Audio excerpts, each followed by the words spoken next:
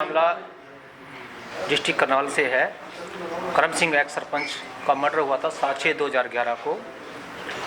उसकी इन्वेस्टिगेशन हुई थी सीबीआई की थ्रू, लेकिन इस मर्डर केस को सुसाइड उन्होंने रिपोर्ट दर्ज कर दी, सुसाइड की चार्जशीट दाखिल की, लेकिन ये मर्डर था।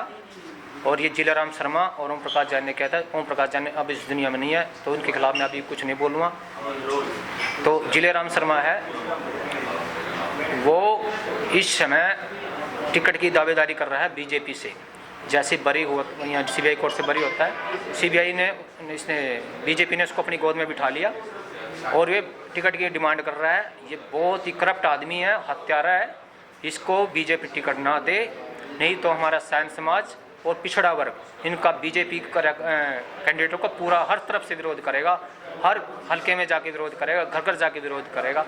इनको बहुत ज़्यादा नुकसान हो सकता है, इसलिए मेरी प्रार्थना है इसको टिकट ना दे और इसको जल्दी से जल्दी पार्टी से बाहर करे।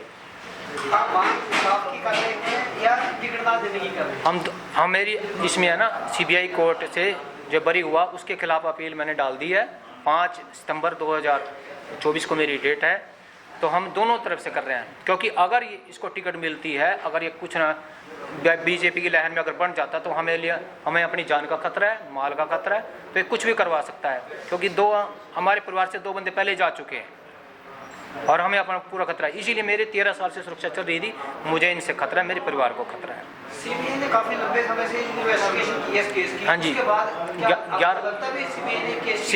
नहीं जी, उसमें काफ़ी चीज़ें रह गई हैं, क्योंकि इन्होंने दिखाया है कि जो उन्होंने मेरे सामने बयान दिया है, तो मुझे पता है मैं अपने पिताजी की सच्चाई को मानूंगा, क्योंकि मैं जिंदा थे उस टाइम। 25 मिनट तक उनकी जिंदा थे अस्पताल में। वो उनका बयान भी रिकॉर्डेड हुआ है। उन्होंने उसमें बयान में कहा है कि मैं जिलेराम शर्मा की कोठी पे गया था, वहीं 2 आदमी मिले थे,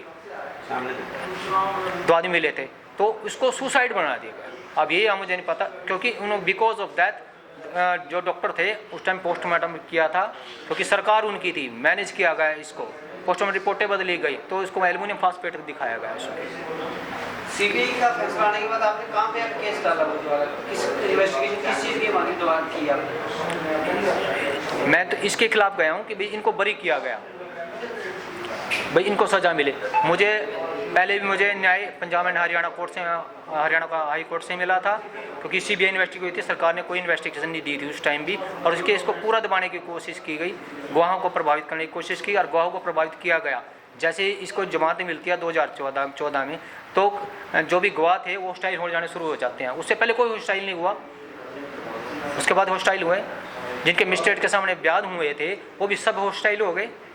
ऐसा क्या हुआ?